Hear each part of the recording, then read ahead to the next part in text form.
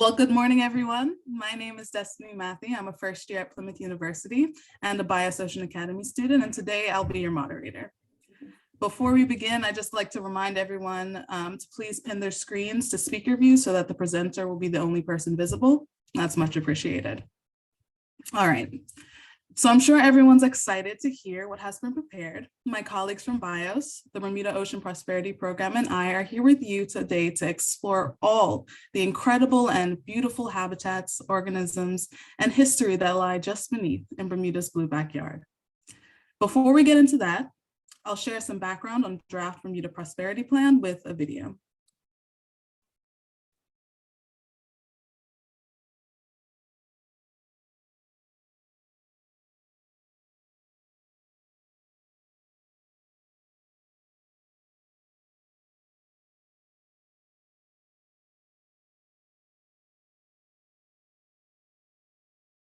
Bermuda has always been closely tied to the ocean, and our future depends on it.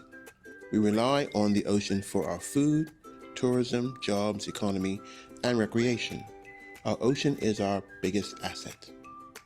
What if we could combine responsible management of our ocean with financial support for sustainable ocean industries such as marine tourism, commercial fishing, and renewable energy? The Blue Prosperity Plan is designed to do just that. Its development has been guided by the input of Bermudians throughout the process: government agencies, ocean users, scientific experts, and members of the public. This is our plan, and it will help define Bermuda's future. If you haven't provided input yet, there's still time. The Blue Prosperity Plan is still in draft form, and we need your voice to help make a healthy ocean and thriving communities for Bermuda a reality. Let's dive in. The Blue Prosperity Plan has two components: the Blue Economy Strategy to sustainably grow jobs, industries, and investment in Bermuda, and the Marine Spatial Plan, a 10-year management plan to balance our island's ocean resources with the demands being placed on them. The goals of the Blue Economy Strategy are to facilitate sustainable fisheries, expand sustainable marine tourism, produce cleaner, cheaper energy, increase blue investment in Bermuda. The Blue Economy Strategy outlines the creation of an innovative funding mechanism to attract local and international investment into local businesses and marine protection programs. A successful blue economy needs a healthy ocean. In order to make the vision a reality, we need a way to manage our ocean. We call this a Marine Spatial Plan. It provides guidelines for making decisions on what activities can take place in the ocean and where enhanced protection can support long-term sustainability. This will build upon existing zones and regulations, support new industries and job opportunities, and produce more local seafood. To make this plan, we needed to understand what resources the ocean currently provides. First, we used the best available science to look at what's in the ocean. There are seagrasses, coral reefs, fish populations, and Bermuda's shipwrecks. Then we took stock of how people use the ocean, such as for fishing, swimming and diving, boating, and shipping and transportation. All of this information has been layered together to create the Marine Spatial Plan. This plan helps decide how to sustainably use and manage our waters, from the coastline, across the Bermuda platform, and extending 200 nautical miles from our shores. It also helps us find the best locations for fully protected areas to conserve important natural habitats, growing fish stocks, and implement our Blue Economy Strategy.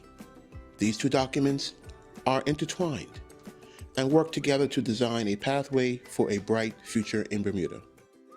Here is our draft plan for the Bermuda platform with areas that are fully protected, highly protected, managed. And our draft plan for beyond the Bermuda platform are waters extending out 200 nautical miles. We've been working with many of you on this draft plan for the past 2 years. We have early results, but we need your help refining the outcomes. We ask that you contribute to the future of our country and ensure that the Blue Prosperity Plan works for all Bermudians. Attend a public meeting, provide feedback online, or let your voice be heard now at BermudaOceanProsperity.org. Your ocean, your future, you decide.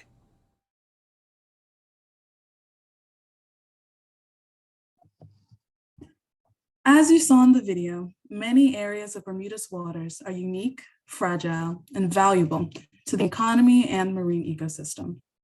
These are just a few of the reasons why creating a network of protected areas can help restore important habitats, such as seagrass, and contribute to the sustainability of marine resources. From plankton and coral reefs to deep sea sharks and the shipwrecks that hold Bermuda's maritime heritage, there's so much underwater that we forget while we're on land. Today, we invite you to join us as we peel back the ocean and explore what exists beneath the surface. By the end of this session, we hope to instill the value of Bermuda's marine environments and a new appreciation for our island's ocean legacy. During the summit, remember to think of questions to ask the speakers, as well as ways to spread the word to help improve our island's future for the next generation. As a quick reminder, if you have any questions for our speakers throughout the presentations, please write them down and save them for the end. Put them into the chat and we'll compile them at the end. I'll now pass the floor to the first of your speakers, Dr. Amy Moss. Dr. Moss is a biological oceanographer who is going to speak to you about plankton biodiversity and the role that plankton play in the global climate system. Hello, everyone. So I want to talk to you guys today about some of the organisms that we'll be protecting that we don't usually talk about or think about. So the image of our clear turquoise Bermuda waters is seen everywhere. And most of us often don't think about the critters that live sort of between the limits of the ocean surface and the seafloor.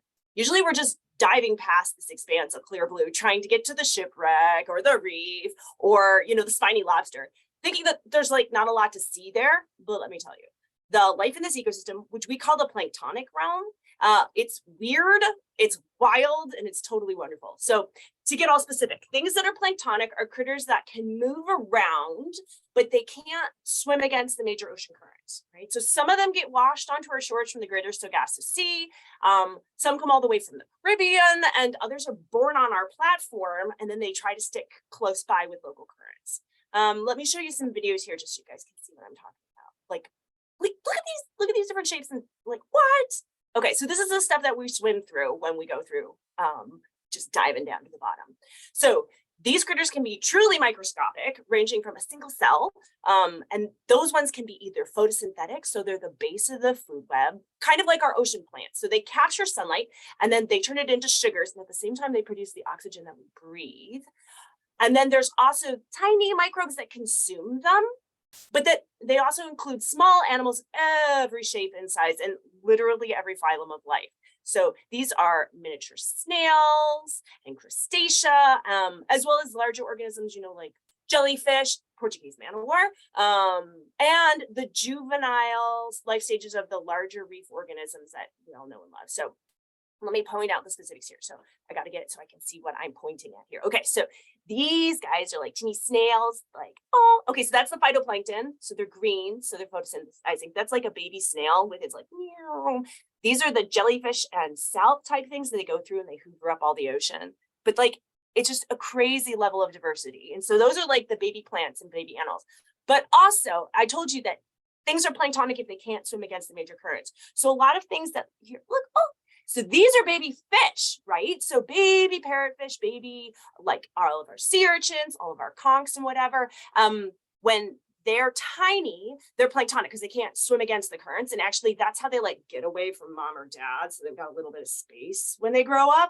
So these things are still part of the plankton. So they're just up there in the water column doing their thing. You dive through them in the dough. Next time you go diving, try to focus on the little bit of water right in front of your face, and sometimes you see things. It's pretty cool. I'm going to go back to this video because I really like it. Click, click, click. Okay, so protecting these organisms, even though they're not necessarily ones that we've mapped when we think about the spatial plan because they get smooshed around, is that they're especially important because they're the base of the food web, right? So the photosynthetic organisms produce the oxygen that everything else breathes. And then the larger zooplankton feed on that. And they play a key role in transferring carbon to both the platform, but also to the deep sea. So some of the global cycles of carbon and nitrogen and phosphorus are actually modified by these animals as they move through the water column and as they die and sink, right? So that's kind of critical, and that these teeny tiny organisms are moving around oxygen and carbon and nitrogen.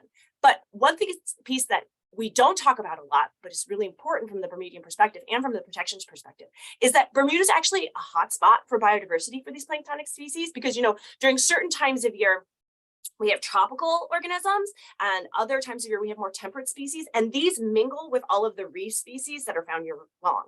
So in preserving 20% of Bermuda's waters, we're actually protecting this wealth of natural beauty that helps to keep the reef and also the deeper waters surrounding Bermuda healthy and diverse.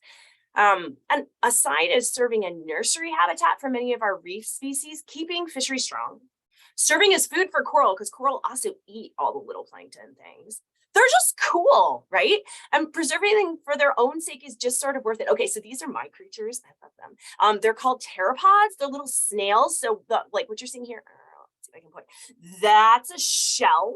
And those are wings instead of a foot. And these things like flap through the water, all amazing. And like, we should just take care of them because they're cool, right? That's like a centimeter long. And like, we catch these like every single time we go out on the boat. So that's what I wanted to talk to you guys about. I hope I've convinced you that the plankton are as cool as the things that you see in the bottom of the ocean. Thank you so much, Dr. Muss. I love the enthusiasm. I'd like to say that we've all gained a new appreciation for the little guys in the ocean. Now I'll turn it over to Dr. Eric Hochberg, a reef systems ecologist who will speak on the importance of reef habitat to both the marine ecosystem and society. Okay, I'll try. Am I showing up on your screen? Yes. Okay, great. Here we go. Let me get out of the way a little bit. You're all familiar with this, I hope. This is a nice satellite image of where we live. And of course, the green area is where we all live and work and play and go to school. I'm on the wrong side of it because it's going to show up that it's only about 58 square kilometers. It's not very big where we live. However, the area that's around it is the reef and the Bermuda platform. That is a whopping 900, there it is, whopping 900 square kilometers. That's got reefs and seagrasses and lots of sandy areas as well. But this is sort of what's providing stuff for us. So let's dive in. You see someone's jumping in the water. Here's some lovely underwater footage of a reef. And as we're swimming along, you can see the corals are the yellow and brown sort of mounds on the bottom. These corals, these build the reef largely. There are other things as well. We also have some sea whips and some sea fans that are down there. These are things standing up in the water. In between all of these, on the rocks, it looks like rock, but there's a lot of algae living on the reef. The algae is really important. Get to that in a second. Some of the algae actually helps build the reef. It makes skeletons kind of like the coral does, and some of it because a lot of it becomes food. I don't know how long this video goes, just another second or two until we get to the things that eat it. Oh, you'll notice that there's also a lot of topography. Oh, here we go. Here's our fish. It's a parrotfish. They're protected in Bermuda, munching away on the algae that's in between these corals. Sometimes they munch on the corals, but parrotfish and other fish like them are kind of like lawnmowers. They move along and eat lots of things. And those herbivores, those plant eaters, become food. The small ones become food for the bigger fish. And bigger fish come along like these chub. We don't eat chub, but there are other ones, snappers and groupers, that we do. And so the reef is providing food for the food chain, for the algae, for the herbivores, and then the carnivores eat them, and we like to eat them on our fish sandwiches. Of course, the reefs are pretty. So we get divers who want to go diving and see the reefs. So reefs are very valuable for tourism, right? We get food from them. They protect shorelines, but tourism is a big thing, and they're lovely. And if you've never been in the water, I recommend it. Go get in the water at some time. So this is just the natural reefs. Of course, we'll hear about shipwrecks in a minute, but older shipwrecks also provide nice places for corals and other things to live. They're settling out on the reef, and they'll make an artificial reef.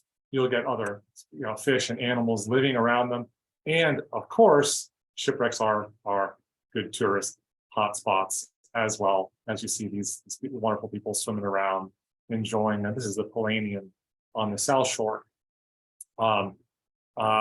So reefs are valuable. I just wanted to touch on a little bit of how one way that I study them. This is a student in one of the classes from last summer over here at BIOS, swimming along. She's got a GoPro in her hand, and all she's doing is swimming along with the GoPro. It's taking a photo, I think, every half a second. And she's swimming along the reef, up and back and up and back, and taking a lot of photos, several hundred, up to 1,000 photos in a large area. That she goes swimming by us. Let's see what the result of that is. You take all those photos and you stitch them together. And you stitch them together into this something we call a mosaic. When we get out of the way, this all looks like a photo, right? Well, this photo is made of thousands of photos, and it's 11 meters across. So we can see a large area of the reef really clearly. You can see where the corals are, algae, the different kinds of corals, and what else is there. You can get a lot of information about the reef. Then we can zoom in and see things like, here you can see coral. This coral is unhealthy. It's losing its pigments. It's called bleaching. So we can identify situations like that. So that's sort of the stuff, why reefs are important, why they're valuable, sort of the way we study them. Here's to sort of leave you with a pretty swim through of our reef. This is the Northern Rim Reef, a place called Hog Breaker. And it's lovely. And if you ever get a chance to go, I highly recommend it. That's about all I got for you. I hope if you have any questions later on, I'll be happy to answer them. Thank you. Thank you for that, Dr. Hochberg. You've definitely put me in the mood to go snorkeling. If only I was back in Bermuda. It's great to know what we can see and just how many opportunities and value our ocean provides. Our third speaker today is Tim Noyes, a fish ecologist who will discuss Bermuda's deep sea fish biodiversity.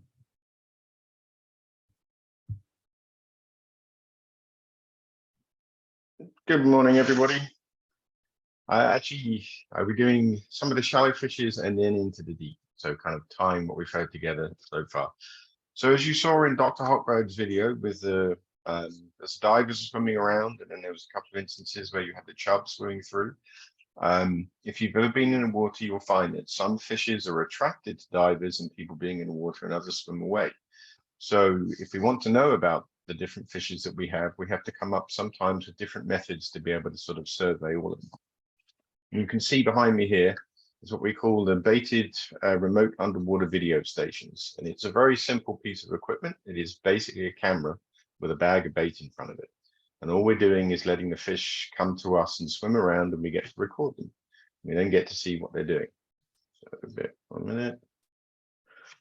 So here, and this is 60 meters, so that's about 180 feet. It's kind of on the edge where the fishermen, when they go out catching their wahoo and tunas and things, they refer to fishing on the edge. This is sort of at the bottom. And here you can see some of the barbers and some of the yellowmouth grouper. One of the things that Bermuda is looking to protect. As you can see, they're just coming in and seeing what's there, and they're having a look at the bait bag. And it means that scientists like myself, we again get to count all of these fish, which, as you can see in this particular video, there's a lot of them. So we're then also working on different ways of doing that as well. So as I said, we're talking kind of moving into the deep sea. If you think about how do we then do this? And again, we're using cameras, but we don't want to have a very long line. If you imagine the equivalent of having to coil a line from St. George's to Dockyard would take a very long time. So we have to do it a different way. And here you can see this is basically a deep sea brush. And what you've got at the top there is a big yellow float. And then here we have the batteries for everything. And you can see we've got lights, because even though this is a light, looks like there's light down there. This is at about 3,000 feet. And there's an ROV that's taking this picture. So in order to get this back, we have this device here called an acoustic release. And so we send sound signals down to the release and we tell it to let go of a weight at the bottom, and then everything comes floating back to the surface. So it's very similar to what we're using on the shallow reef, except we don't have to coil rope. So some of the things that we're looking at so far, and this is a project that's being funded by the UK government called Darwin Plus, and it's project 145. And because the deep sea is kind of the biggest area of Bermuda's backyard, that's 200 nautical miles, we're really kind of discovering things we've never seen before. This here is a smooth-hound dogfish, and they have been seen before, but the cool thing about this is these particular individuals, if you look on their dorsal fin when it comes back into shot, it's this one hasn't got a notch. Then when we started looking at another set of sharks that we'd seen, they all had notches in their dorsal fins, and we have no idea why. Normally when you're doing fisheries science, that's kind of a sign of somebody's tagged an individual, but we don't know of anybody doing research around here. So it's whether it's a different subspecies, we're not sure. Some of the other cool things we get to see is the interactions between different species. So here we have it's a relative of the green moray that you may have seen when you're swimming around. As you can see, it attracts different things, and at times they always don't like to share the bait, so they kind of bump around into each other. And then maybe the other side you can see them, and here is a 6-gill shark. Now these are really cool. We've only seen these when we get as past 3,000 feet. The first one you saw go by was a male, and that one just went past with teeth marks on it is a female, and we think that's because that's a sign of mating, where the male has tried to hold on to the female. And as you can see, as I disappear into its gullet, sometimes they get very friendly with our cameras and they get a little confused about what they're trying to eat, but it's still very cool. We get to see, kind of have a look inside and look at their teeth and things like this. The other side again, and then we get some other individuals here, and this is a cool little fish that's actually bioluminescing. So it's got little photophores on it, and they have various uses. Sometimes they're used for attracting their prey, so kind of like the zooplankton that Dr. Mouse was talking about, and other times they're used to confuse predators, so they can then get away and do flashes, and then they don't become part of the food chain themselves. And then we have things like this. This is a jellyfish. I'm afraid I have no idea what species it is, but it's kind of cool because these things are passively, I mean, this is actively swimming, but it is being taken by the small current. But again, it just gives us sort of more information about some of the things down there that we're looking to protect. And then finally, we have this very cool shark. This here is a lantern shark. And you'll see in a second on its tail and the back fins, there's kind of those glowing areas. And again, that's bioluminescence. And this is one of the very few sharks in the world that has any form of bioluminescence. And as far as I know, I think this is the first time this has ever been seen in Bermuda's waters. So this is a very cool piece of footage. So I'm glad that we get to share that with you. Anyway, hope you enjoyed that, and thank you very much. Great hearing from you, Mr. Noyes. Thanks for showing that there's always room for creativity in science by sharing your exciting projects. I'm sure those videos will never get old. Finally, our last speaker today is Dr. Philippe Rouget, a cultural and medical anthropologist who will take you down to the seafloor to explore Bermuda's history through its unique maritime heritage. Hi guys, I'm on. When I get the background set up, it'll move kind of fast. I'm trying to cover things quite quickly. Everyone can see me, it's all good? Okay, speaker view. So I'll hit the background. And here we go. So we're used to having a sort of view of Bermuda in these charts. But when we think about Bermuda shipwrecks, get out of the way, it's actually, when we look at it from way up high from space, we realize just how many shipwrecks we have. There's an unbelievable amount. And they're all around Bermuda. There's hundreds of them. And the variety is absolutely incredible. We have things from the 19th century, 18th century, all the way down to the 16th century. And the importance of that is for Bermuda specifically, and specifically in my job, is that it really matters, it seems. It matters to tourism, as you're about to see. You know, what other element is there out there in the ocean that could draw this many people 6-7 miles off Bermuda? I mean, these are cruise ship passengers that have chosen to come swimming literally 7 miles off Bermuda because they're sitting on a Civil War blockade runner, a shipwreck off Bermuda called the Montana. And what that tells you is that shipwrecks are really important for us when we communicate about the ocean, about what it means to us. And so here's an example. This is the bow of the Montana, and there's a diver inside it. And why this matters to this story that we're telling about the oceans and how we communicate with shipwrecks is this is the Montana in 2019 after Hurricane Umberto. And what happened was the whole bow was collapsed by storms that reached deeper and farther than they ever have before. And what that's telling us is that climate is shifting, sea levels are rising, and we're getting deeper impacts deeper into our platform. So as you can see here, that shipwreck that you're looking at, that was the bow that I was inside of before. And now that entire bow has collapsed and all the coral has rolled off it. So here I am trying to recover some of these corals. And so we're caught in this sort of thing of trying to protect shipwrecks, protect corals. All of that sort of happens at the same time. And so the importance of rescuing corals like this, going out and monitoring shipwrecks, is that coral, for example, is going to be a really old coral. And old corals really spawn a lot more, sort of prodigiously, they have a lot more impact on the environment. So one of the things we do is to try and understand and conserve these shipwrecks is we do a lot of digitization, like Dr. Hochberg was talking about. We take thousands and thousands of pictures and we recreate these shipwrecks in a sort of virtual mode. And that allows us to not just analyze their coral cover and analyze what's going on with the shipwrecks, but also preserve them. So like the Montana that's now no longer there in the way it was, we have a full digital record of it. We also go into the reef and we find things in the reef. This is a little jug object, but it's now digitized and held within that reef space. Why this matters from the BOPP perspective is here we are, we're about to look at one of the proposed areas for an MPA. So this is the South Shore Marine Area, and within it we have the wreck of the Marie Celeste, the wreck of the Virginia Merchant. We're about to dive in, and we're going to go take a quick look at the Marie Celeste.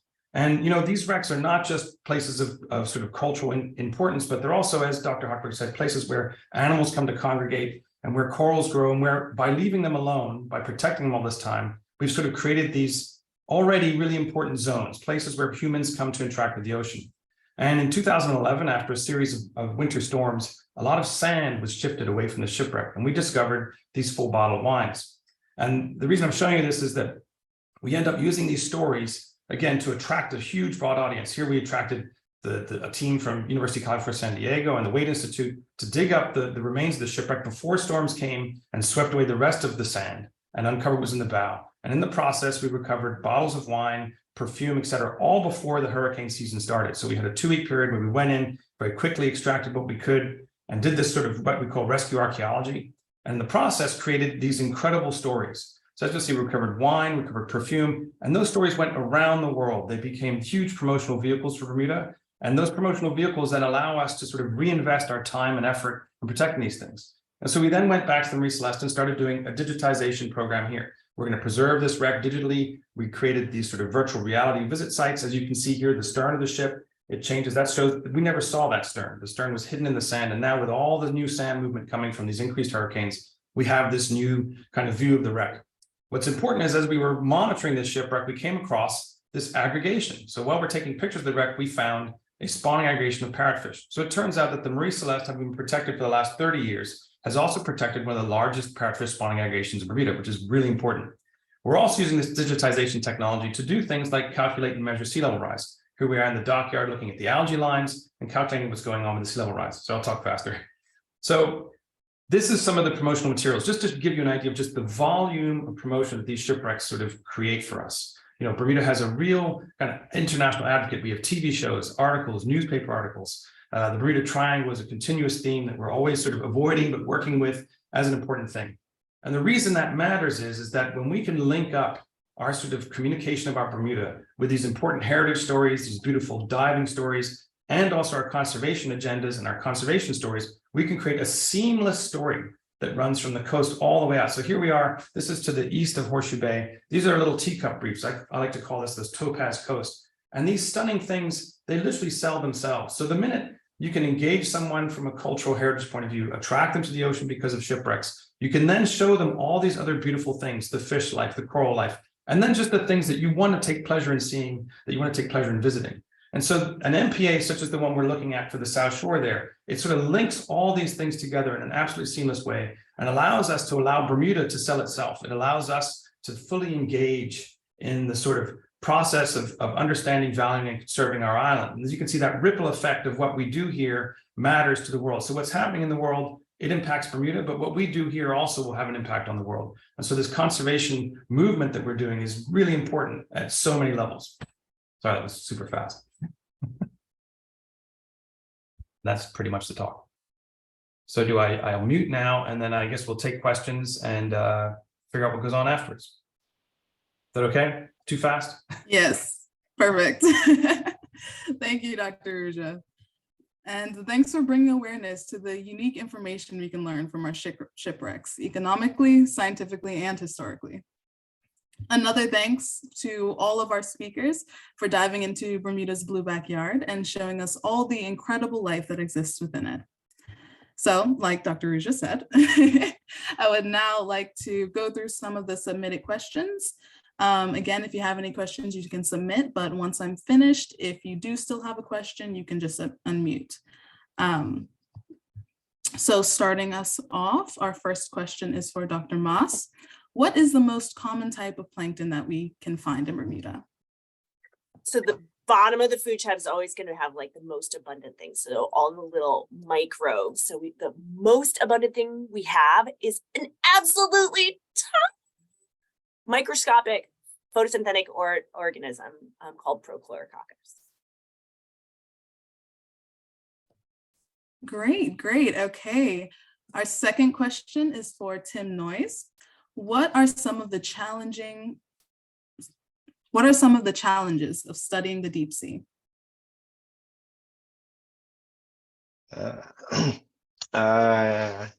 Weather probably is one of the big things. As you see that there's the brubs behind me is not very big, but actually I have, I'll keep it in front. This is one of the cameras that we've been using. So you can see it's really not very big at all. We've been trying to do a lot of this work from small boats, and that can be challenging. The depth and the pressure, really. I mean, there's going out when it's not particularly nice weather, putting the equipment over and then getting it back. We actually have the acoustic releases I was talking about, that little yellow thing just next to my finger. You saw one of the videos, the shark came up and it actually attacked the system. It didn't mean to attack the system. But we have two of those releases that have to have been sent off to be repaired because they had teeth marks in very vital parts that would have meant that if they'd flooded and got seawater in it, we wouldn't have seen the systems again. So there's lots of things that are difficult, but certainly things that we don't actually anticipate happening. I'm sure that means it's always interesting going out for a sample. Okay, so the next question that we have is from Dr. Lugo. What did you do with the wine that was found on the shipwrecks? Well, actually, we sent it to Bordeaux, France, to an oenologue who is an expert in wine. Of course, the French, I'm biased, but the French are experts in wine. And they did a full analysis. And as it turns out, it's probably not wine at all.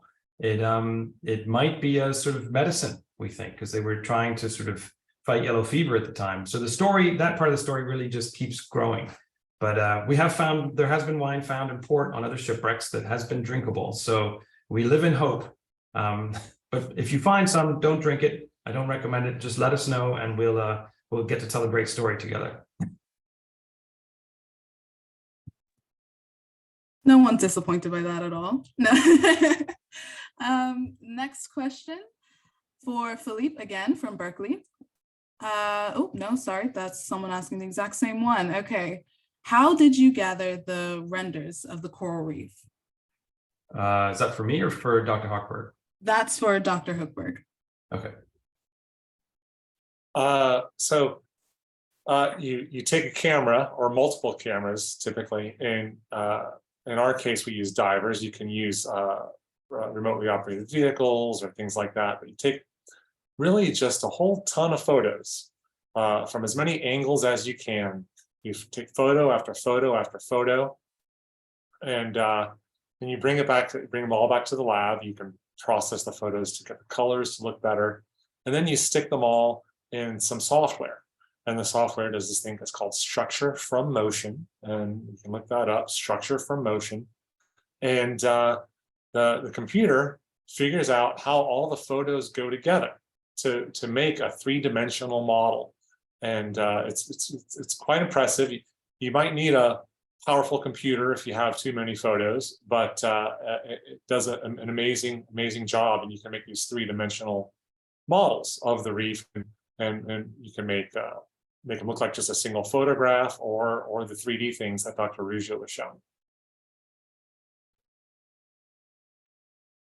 And for you as well, after a few months, would you have to retake the digital photos?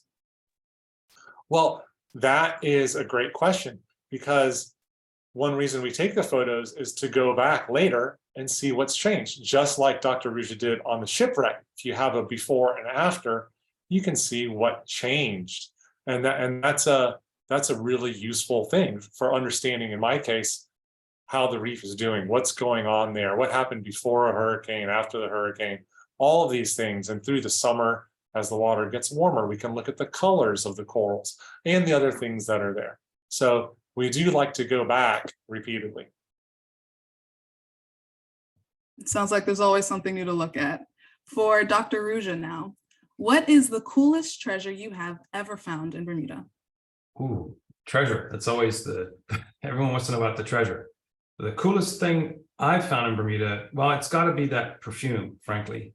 That was turned out to be a really exciting find. It was the only example, was still full.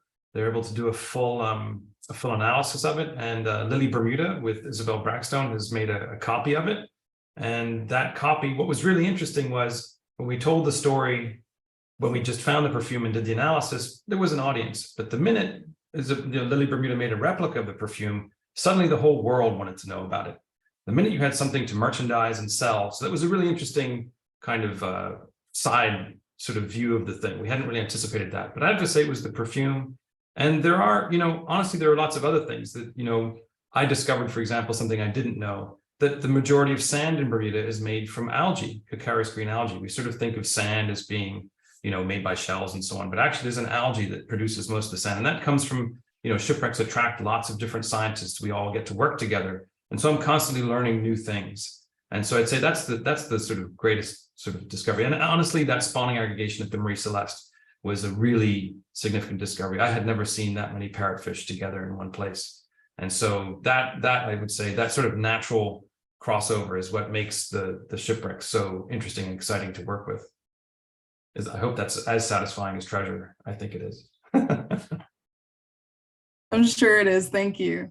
All right, next from BHS. Do you know the economic value of Bermuda's coral reefs? This is to me?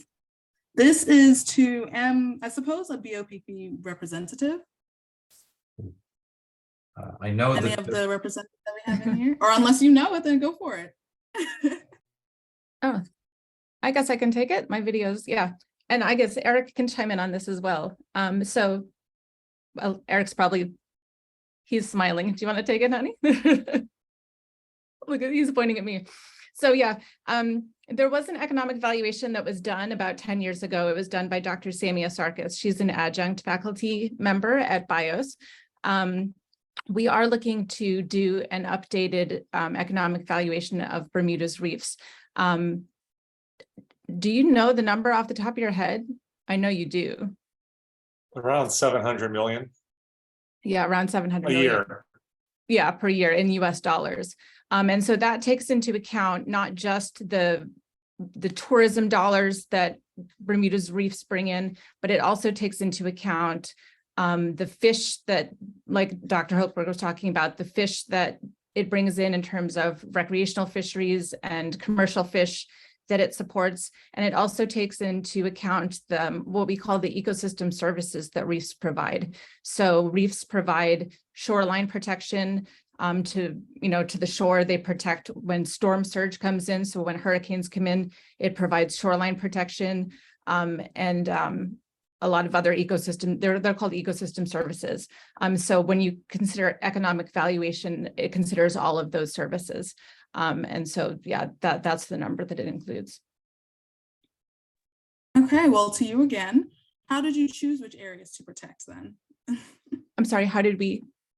For the project, the Bermuda Prosperity Oh, Project. how did we would you choose the areas to protect? Sure, yeah. Yes. So the protected area network, the areas that were chosen in both the nearshore and the offshore areas, it was a long process. And so the areas were chosen based on a number of variables. And so we chose environmental variables and human use variables. And so the human use variables, for example, were created using we had an ocean use survey. And so we went out and we surveyed over 1,400 Bermudians.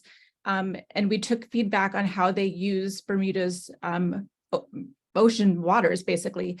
And taking that feedback, we created heat maps, and those data layers went in to create the Marine Protected Area Network. We also got feedback from stakeholder groups. They're called our Ocean Village. And there are 6 ocean villages, and they're, commercial fishers, recreational fishers, conservation groups.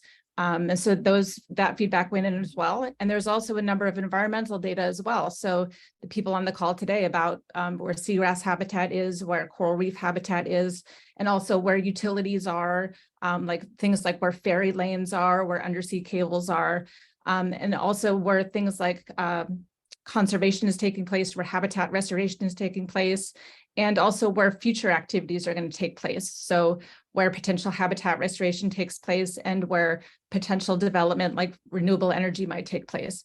And so there are a number of data layers that went into this. And we also wanted to avoid conflict with potential user groups. And so, for example, we want to avoid things like high value fishing areas. We don't want to we don't want to take away important fishing grounds. And so we're trying to take all of this feedback in.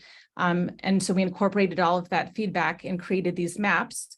And those maps were voted on by members of our steering committee. And we had objectives that we're trying to meet as well. We wanted to protect a certain amount of critical habitat around Bermuda. And so, that's how those networks were chosen. And I suppose that segues off of that question, how will you enforce these protected areas? That's a very good question. That question gets asked a lot. Yeah. So we're very lucky that we have some partnerships with groups in the UK. And they are providing us with a lot of support that is dependent upon the passage of this Marine Spatial Plan. So the UK Blue Shield program, for example, is going to provide us with not only technical training, but support in terms of additional capacity and technologies. And so once the Marine Spatial Plan gets passed and implemented, they'll be providing us with that additional capacity. So we'll have things like, drones and additional training for our on the ground, fisheries wardens. We're lucky to have the support of the U.S. Coast Guard as well. So, we do know that, right, enforcement is an issue. So yeah, we're excited to have their partnership to add to the enforcement of that. That's great. That's wonderful. Thank you so much, Mrs. Soekberg. To Tim Noyes from BCCL, Bermuda Center for Creative Learning. Working in the deep sea, have there been any hostile animals you've come across or any dangerous situations? No, not from the particular organisms that we've observed. No, I mean, if you think a lot of the times where we're dropping these cameras, our eyes are probably the first ones ever to see this sea floor. So it's always kind of a wow factor. I think the only times that things have been mildly challenging is mainly us actually going out and doing the work. No, we haven't seen anything that anybody needs to be worried about. It's all kind of things that everybody should be in awe of, and we should you know, hopefully as we keep dropping these camera systems and other technologies that as they become available, then it will just allow us to actually appreciate what we have on our back door. And from Warwick also to you, how are you going to discover the species of jellyfish you saw? I suppose. Yes, we hope to. Actually, funny enough, Dr. Mass's husband, Dr. Manco Berciel, I was talking to him about what potential kind of species it is, but we'll have identified as best as possible from the actual footage. And then if we're very lucky, at some point we might be able to get a specimen as well. That would prove very difficult. That's one of the things about being a biodiversity hotspot. We actually have a number of undescribed species here, and we're constantly finding new things. So one of the reasons to keep monitoring and looking at this stuff is because there's so much out there that we really don't know. And what we see both on the very deep sea floor, but also remember all that water from the surface down to those 3,000 feet, that's all plankton. And of course, I'm looking at the fish videos and being like, oh, look at that krill go by, right? There's so much out there that we don't know. I do hear all the time that there's discoveries being made in Bermuda, so very interesting. Yes, constantly. Now to one of our representatives.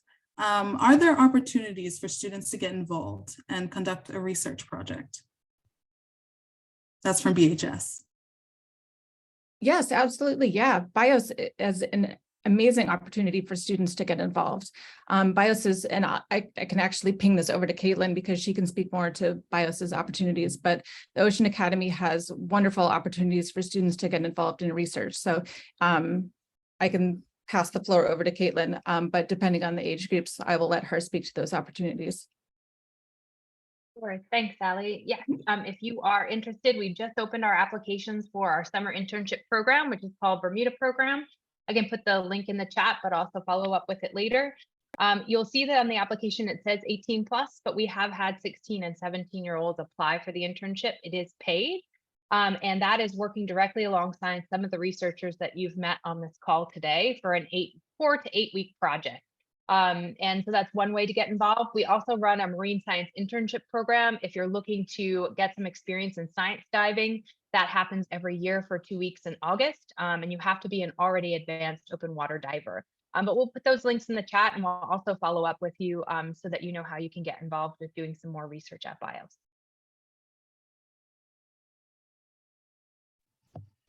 Sounds great. So everyone look out for that. And then back to Mrs. Hochberg. These, again, 2 questions sort of align with what was asked before. What are the plans for the laws and regulations of fishing in Bermuda specifically? And what are the enforcement policing plans? Okay, so none of the laws or plans have been decided on right now. So the plan right now for both the Blue Economy Strategy and the Marine Spatial Plan, everything is in a draft form right now. So public consultation ends December 31st, which means that everybody still has time to provide input on the plan. Input can be provided on the Bermuda Citizens Forum, which is a website online. I can pop that into the chat as well. Or hopefully one of my teammates can, because I can't chat and type at the same time. But yeah, so we're welcoming feedback from everyone in Bermuda. We hope that everybody provides feedback on both plans. So yeah, it's still in its draft form, which means that, you know, no laws and regulations are being decided right now. And then what happens is all of the feedback on both plans will be taken on board by the steering committee, and that will be provided back to the government. And then the Marine Spatial Plan has to be based on a legislative framework, which means that laws have to be put in place for the Marine Spatial Plan to be implemented and to be effective. And so right now, I'm not a law wizard, and so I can't decide, you know, what any of those laws will be. And so that's up to the politicians, you know, and the lawmakers to decide those plans as well. So yeah, that's all happening down the road. And that's what we're hoping that everybody provides their feedback on on really. And so this is a community-led project, both of them. It's a community-led initiative. And so we're really relying on members of the public to provide feedback on what they want to see this plan look like and what they want it to provide, you know, for the environment and for the fishing communities. And, you know, that's why we're out there. We've got, for example, we've got a pop-up today. You know, we're hoping for everyone to provide feedback on what they want enforcement to look like, and what, you know, what they wanted to provide for the commercial fishing community and, you know, the recreational fishing community. So we hope everybody provides feedback on that. It looks like, thank you. Dr. Moss has her hand up. So Just for those of you who don't have a sense of what those laws can look like though, so you know what the varieties are, right? What can happen is you can have an area that is like completely locked off to fishing, or you can have certain areas where you have certain times of year where they're protected. So when I talk about the plankton being the home to juveniles of a lot of the important species, we know that there are these spawning sites where having organisms that we're really trying to protect, allowing them to have that place where they can make their babies and their babies can like have their first stages without interruption. We know that those things are important. So there's different ways of doing it. And that's where you can have like completely protected where you just don't fish in like a certain area, or you can have like seasonally protected spots. And what we've seen from the science is that having these protected spots where, you know, everything in that place is really healthy actually causes dispersal through the plankton of healthy organisms to the rest of the place. So if you protect one space really intensely, sometimes that means you get benefits nearby. So that's part of the thinking when we look at how we do protection. So when we're talking about all these different decisions, it's thinking about all those layers of science, not just like the fish as they are now, but all the way back to being plankton as well. very interesting. And it sounds like there's, like we said, a lot of development still happening. So all feedback is appreciated. And our last question is for Mr. Noyes. What is the coolest fish you've seen on the cameras? Let me just bring him up. That's 1 second. There we go. Oh, wait. Now this, not technically deep sea, but this was at about, again, this edge area at 180 feet. This is called a flying gurnard. As you can see here, this fish is actually walking along the bottom, and it's using its modified pectoral fins, and it's walking along looking for food.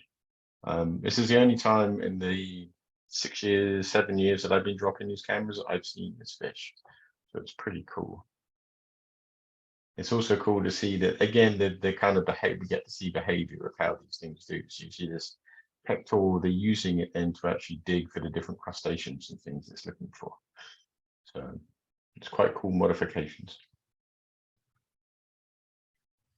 I definitely agree. That is a very cool looking fish.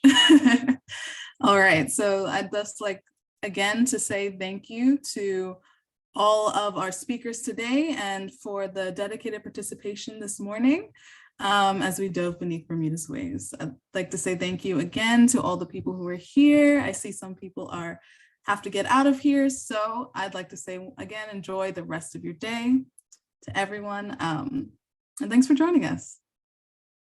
Thank you all for coming.